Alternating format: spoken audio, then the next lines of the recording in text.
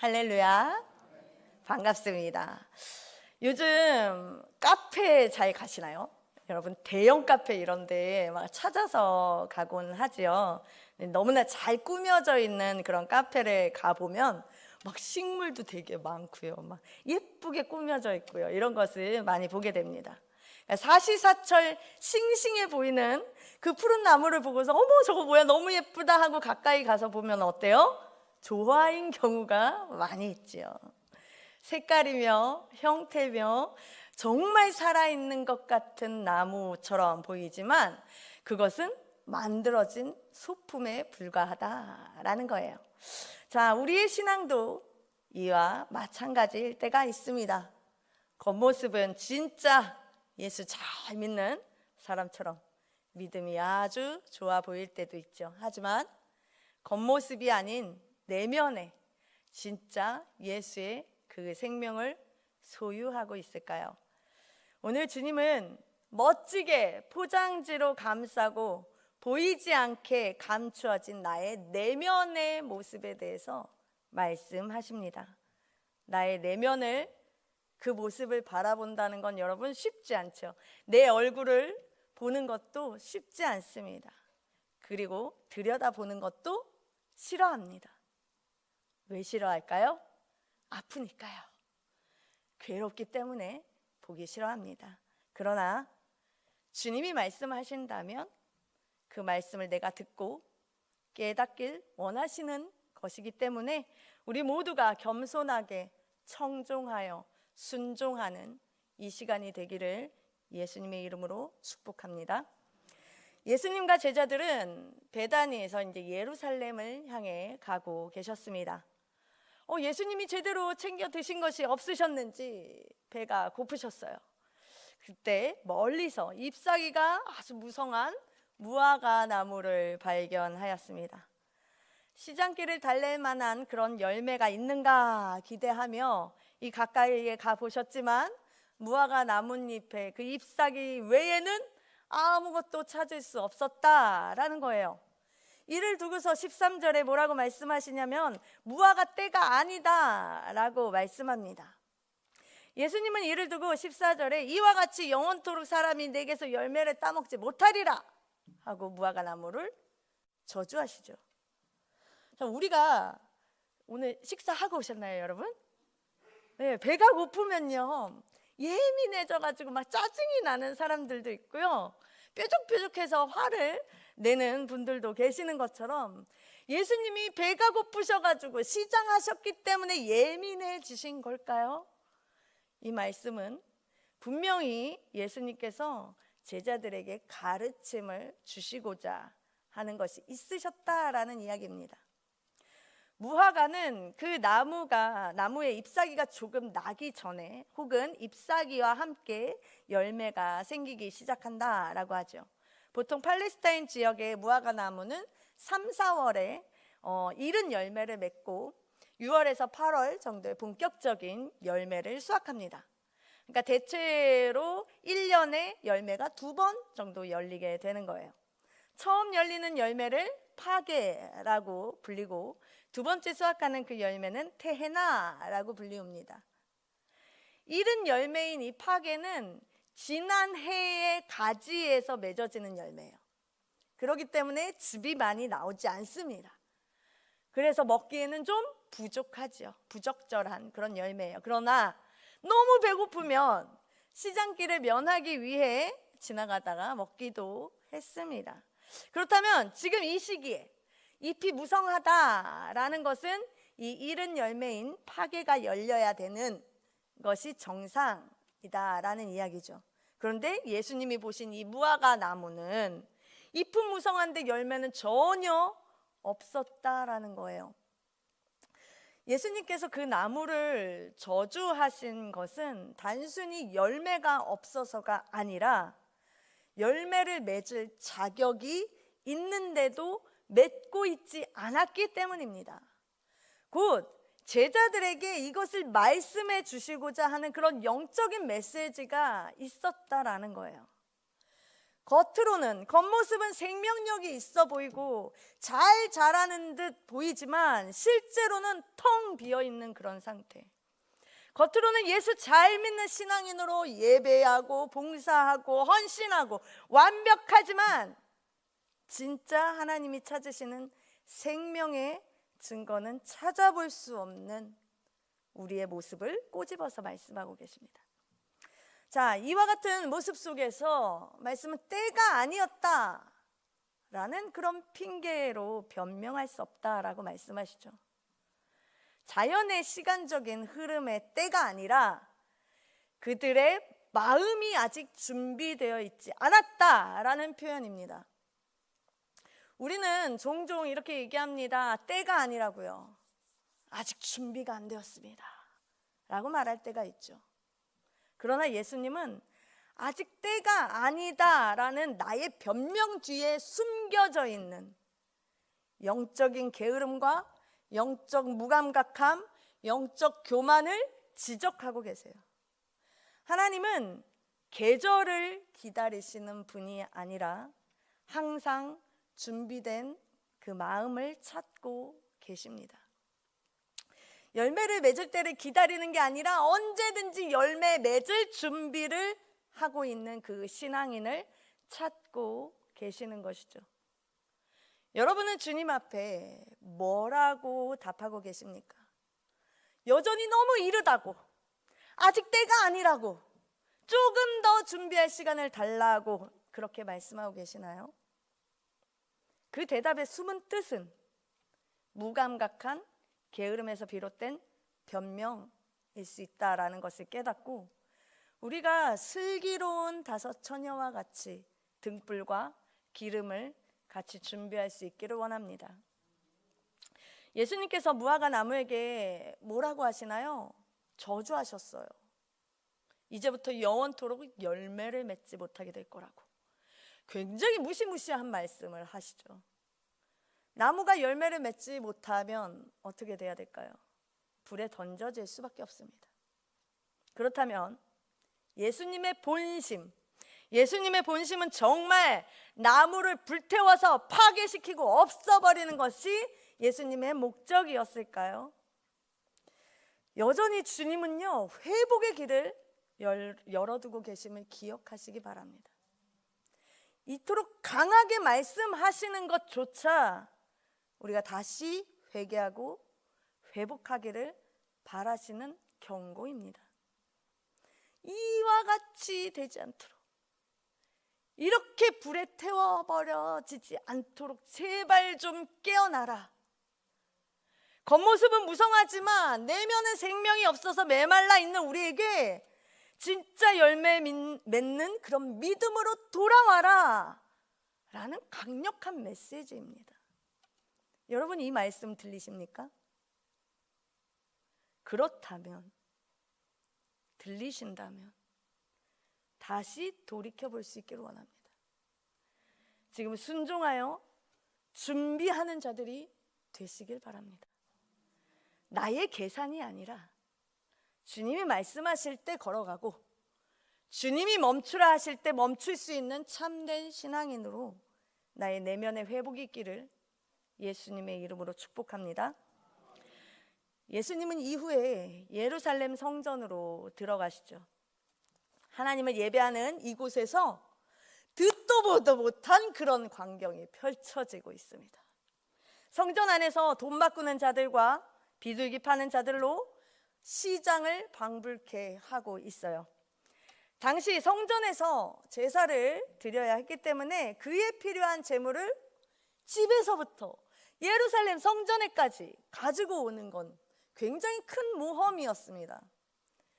흠도 티도 없는 깨끗한 제물을 가지고 왔어야 하잖아요. 그런데 그 가는 길에 이 제물이 부정해질 위험이 너무나 많았다라는 것이죠. 그래서 대부분 멀리 사는 그런 사람들은 성전 뜰에 와서 이 제물에 필요한 그런 짐승들을 구매했습니다. 또한 성전을 찾는 그 순례자들 대부분이 로마 제국의 화폐인 동전을 사용했다라는 거예요. 그걸 가지고 왔어요. 이 동전에는 황제의 모습이 그려져 있었습니다. 자, 유대인들은 이 동전에 새겨진 황제의 모습을 우상으로 간주하고 있었기 때문에 성전세를 내기 위해서는 아무런 이미지도 없는 그런 아무것도 새겨져 있지 않는 성전용 동전으로 바꾸어야 했어요. 그래서 성전에서 동전을 바꾸고 재물을 사고 파는 상인들이 생기고, 그러면서 시간이 지나면서 이것도 또 경쟁하는 거죠. 이익을 남겨보려는 그런 자들이 모여들었다라는 것입니다. 이 모습을 보시고 예수님은 만민이 기도하는 집인 하나님의 집을 강도들이 강탈하고 착취한 그 돈을 쌓아두고 있는 그런 소굴로 빗대어서 질타하고 계십니다. 예수님은 성전에서 매매하는 장사꾼들을 내쫓으세요. 그것은 성전 운영 이권에 개입하고 있던 종교 지도자들에 대한 경고였습니다. 성전은 서로의 편의와 이익이 뒤엉켜서 제사장들의 이권이 개입되기 시작했고, 결국에 가장 성결해야 할 그곳이 가장 부패한 곳이 되어버렸어요. 사실 이렇게 성전이 상업적으로 이용되어지고 이게 오염되어진다라고 한다면 제일 먼저 성전을 깨끗하게 정리하고 관리해야 하는 것은 누가 해야 될까요? 제사장들이 해야 하는 몫입니다. 그러나 예수님이 발칵 뒤집어 놓으시니까 제사장들은 그래, 우리가 잘못했지, 이거 아니었어 라고 돌이키기는커녕 예수님을 어떻게 죽일까 고민하기 시작합니다. 그들은 예수님의 말씀을 두려워하기보다 예수님의 가르침을 놀랍게 여겨서 예수님의 뒤를 따를 그 무리들이 두려웠습니다. 예수님께서 왜 성전을 정화하셨을까요? 무엇이 회복되기를 원하신 것일까요? 예수님은 하나님께 기도하고 예배하는 신성한 집이 이렇게 부패하고 타락할 수 있다라는 그 사실을 가르치시는 거예요. 다시금 잃어버린 그 거룩을 회복하기를 원하셨습니다. 이와 같은 형식적으로 드리는 예배가 진정한 예배였을까요? 이곳에서 하나님은 온전한 예배를 받으셨을까요? 우리가 형식에 맞춰서 모든 순서 빼먹지 않고 예배를 드렸다고 해서 그것이 여러분 다 예배가 되지 않습니다. 하나님께서 받으셔야 예배가 되는 것입니다. 하나님을 향한 경외, 기쁨, 회개가 없는 예배, 하나님이 아닌 나의 이익과 나의 의가 보여지는 예배, 그것은 더 이상 예배가 아니라 상업적 거래의 수단으로 전락해 버릴 수 있습니다. 사랑하는 여러분, 우리 안에 하나님과의 그 교제가 잘 이루어지고 있을까요? 진정한 예배를 드리고 계십니까? 진정한 예배는 거룩한 회복, 관계의 회복, 하나님 중심의 회복으로 이루어집니다. 우리의 성전인 나의 마음이 주님의 말씀으로 깨끗하게 청소되어지고 회복되어지기를 소망합니다. 또한 교회의 모습도 하나님이 기뻐하시는 기도의 자리이자 말씀이 선포되어지는 곳이 되기를 원합니다. 대제사장들과 서기관들은 성전에 찾아오신 그 예수님을 알아보지 못했습니다. 오히려 예수님을 불편하게 여기면서 배척했어요. 왜 예수님이 왜 불편했을까요? 그들의 온갖 이해관계가 얽혀있는 나만의 사역을 하고 있었기 때문입니다.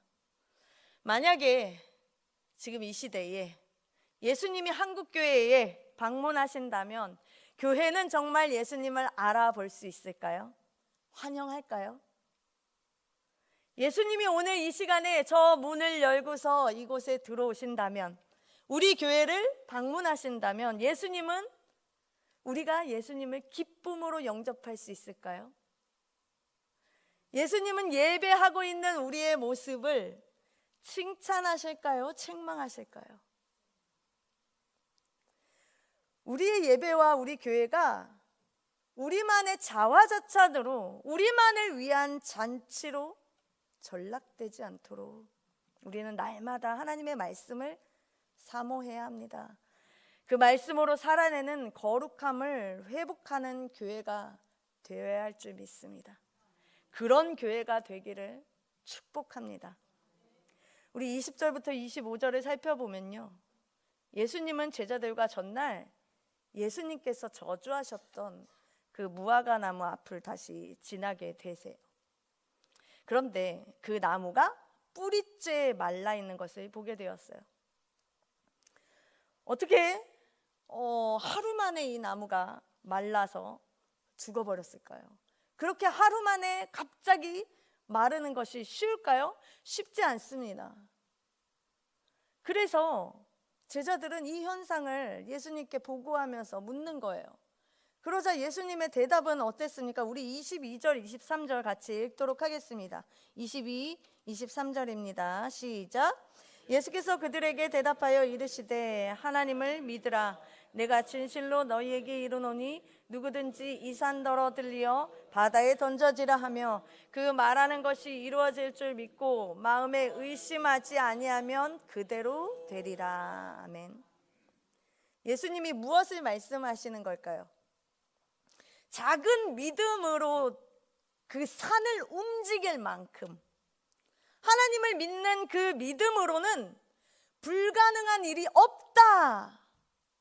그러니 어떻게 해라? 기도해라. 그거 말씀하시는 거거든요.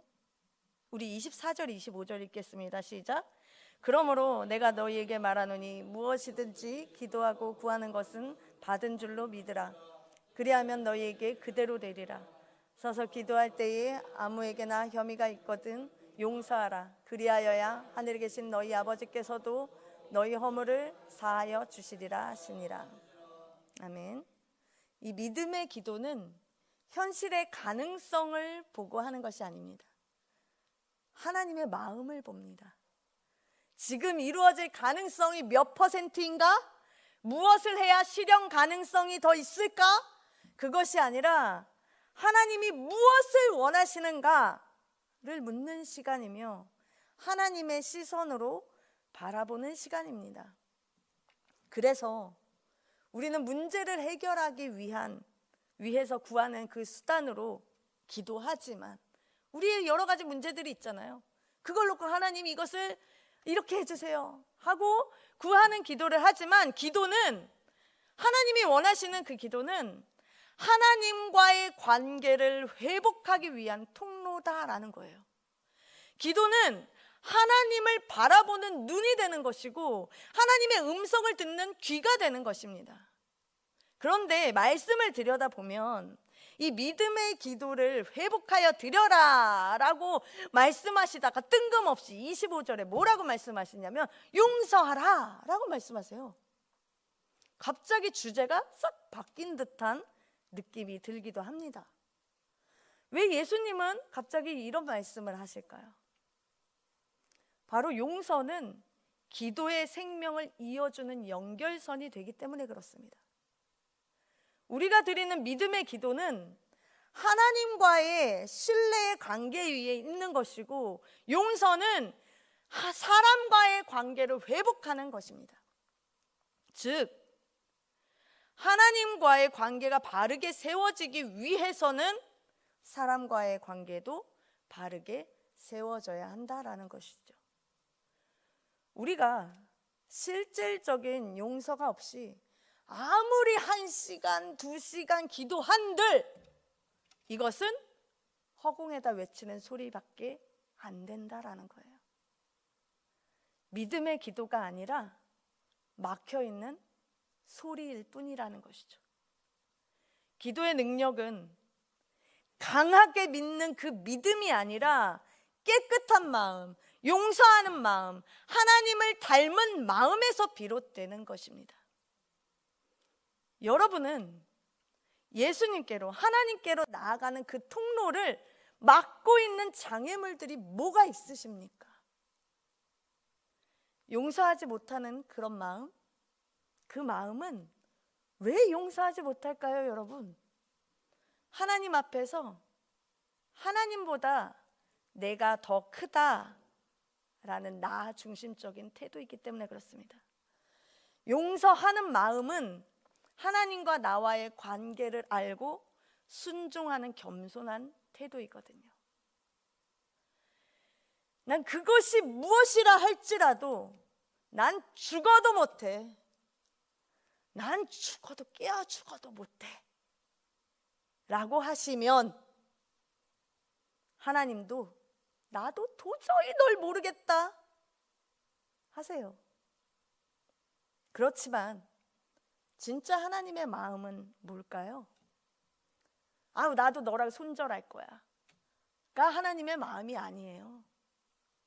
하나님은요, 그래도 네가 먼저 손 내밀어 주면 안 되겠니? 하시는 마음이에요. 오늘 우리에게 주님은 믿음의 기도를 회복하라 라고 하시는 건 아버지의 마음을 회복하라 그 말씀이십니다. 아버지의 긍휼하심과 그 사랑과 용서를 내 안에 다시 채우고 세우는 일을 주님은 우리에게 요구하고 계세요. 기도는 하나님의 마음에 동참하는 것이지 하나님을 내 뜻에 맞추는 것이 아님을 기억할 수 있기를 원합니다.